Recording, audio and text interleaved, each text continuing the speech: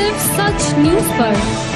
جہلم کی تحصیل دینہ میں corona virus سے نمٹنے کے لیے میونسپل کمیٹی دینہ کی جانب سے شہر بھر میں کلورین سپرے کیا گیا، جبکہ ٹریفک پولیس کی جانب سے عوام میں فری فیس ماسک اور اس کے ساتھ ساتھ پمفلٹس بھی دیے گئے ہیں۔ اسی پر رپورٹ کر رہے ہیں ذوالقرنین شاہ۔